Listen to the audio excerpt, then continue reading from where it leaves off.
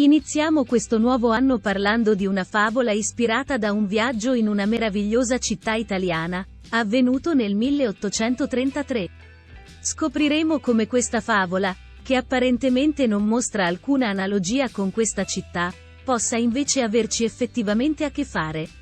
Siamo sicuri che resterete sorpresi e affascinati da questa storia, quindi mettetevi comodi e restate con noi.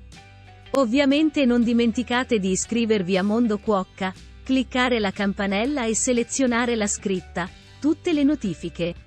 In questo modo resterete aggiornati su ogni interessante argomento che tratteremo. E ora iniziamo nel modo in cui solo noi sappiamo fare, che a differenza di Barbascura, lo facciamo bene. Iniziamo questa incredibile storia parlando brevemente dell'autore della favola in questione. Molti di voi, conoscendo l'autore, potranno intuire a quale favola ci riferiamo. Continuate quindi a seguire il video, perché lo scoprirete a breve. Parliamo di Hans Christian Andersen, scrittore danese nato a Odense, nel 1805. Le sue origini povere influenzarono notevolmente il suo carattere e il suo percorso artistico. Infatti era un uomo con un carattere forte ed eccentrico, dedito a voler a tutti i costi uscire dal suo basso stato sociale e provare a raggiungere cerchie più elevate, cosa che però non fu affatto così facile. Ma era anche una persona molto sensibile alle difficoltà umane e questa sensibilità si riscontra in molte delle sue favole. Grazie a questo lato profondo del suo carattere scrisse il capolavoro che andremo a breve a parlare e non solo. Le sue favole si ispirano molto a leggende e racconti popolari.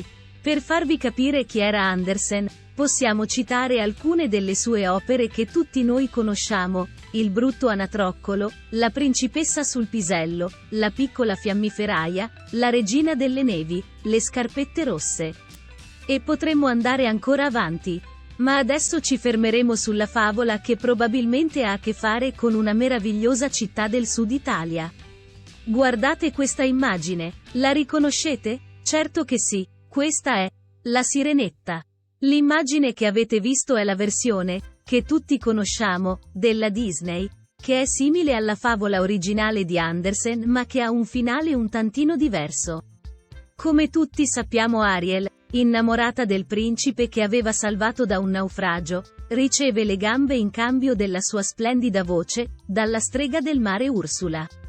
Però se entro un brevissimo lasso di tempo non fosse riuscita a farsi baciare dal principe, sarebbe diventata un piccolo mostriciattolo che la strega avrebbe tenuto con sé a mo' di macabro souvenir. Alla fine, come sappiamo, Ariel riesce a farsi baciare dal principe e bla bla bla, vissero tutti insieme felici e contenti.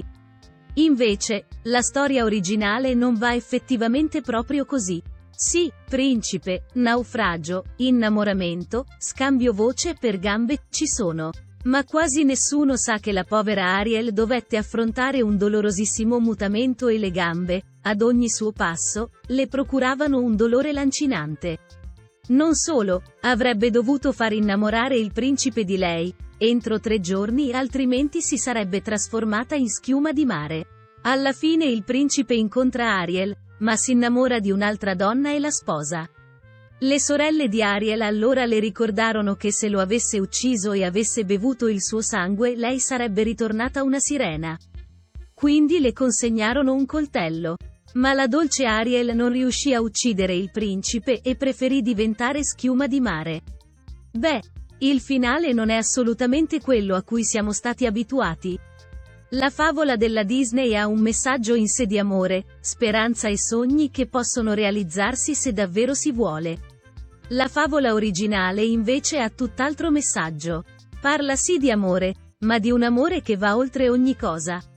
Ariel aveva sopportato il dolore atroce della sua metamorfosi e delle gambe, aveva rinunciato alla sua meravigliosa voce e infine offre la sua stessa vita per il suo amore nei confronti del principe, anche se non corrisposto. Una storia piena di amore, sofferenza e sacrificio che ci insegna quanto l'amare qualcuno possa essere potente, ma che può anche portare a un estremo dolore e sacrificio. Amore, sofferenza e sacrificio.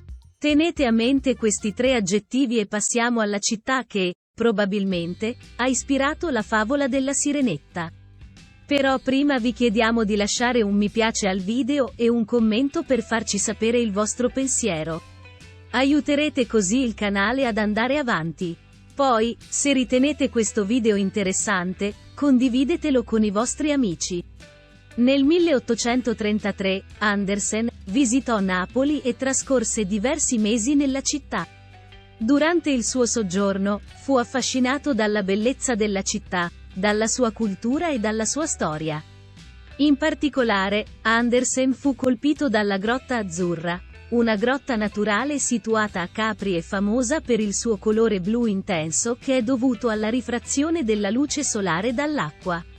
Andersen scrisse di aver visto la Grotta Azzurra come un miracolo della natura, sostenendo che l'esperienza lo aveva ispirato a scrivere una storia su una sirena che desiderava diventare umana.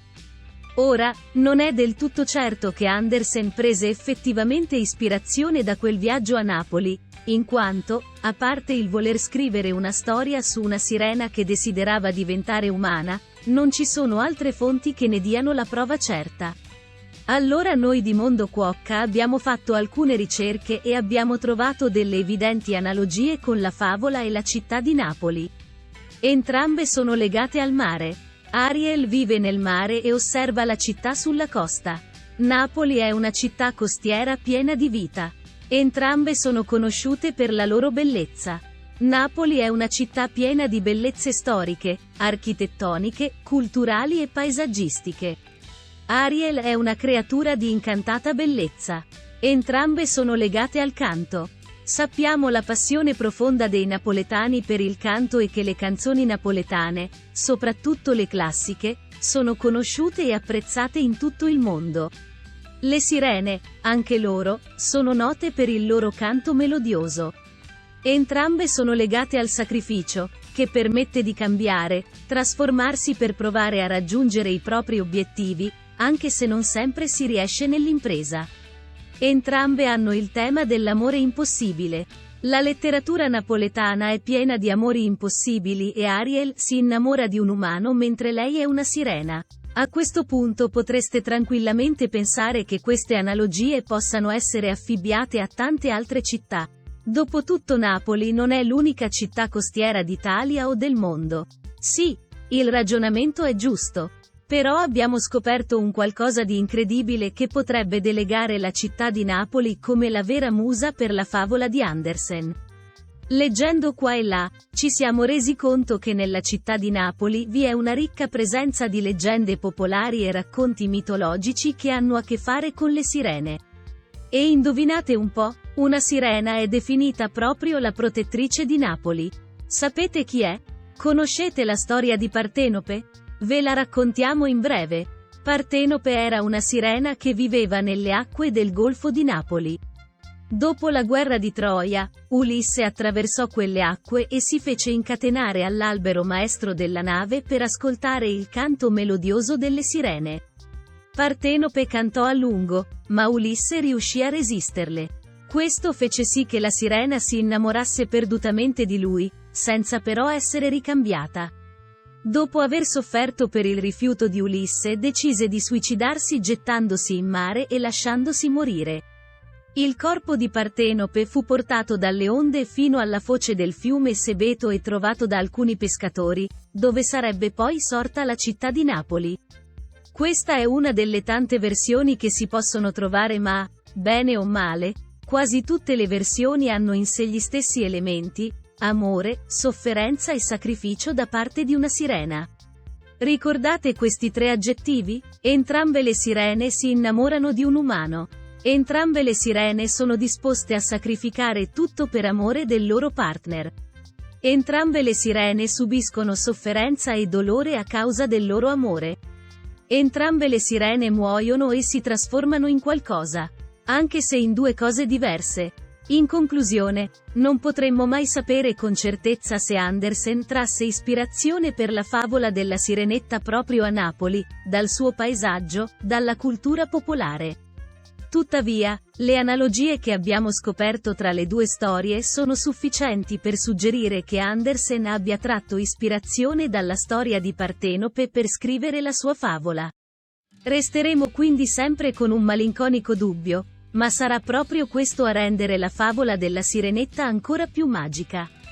Voi cosa ne pensate? Fatecelo sapere nei commenti. Grazie per aver guardato il video, vi aspettiamo ancora su Mondo Cuocca per altri argomenti interessanti.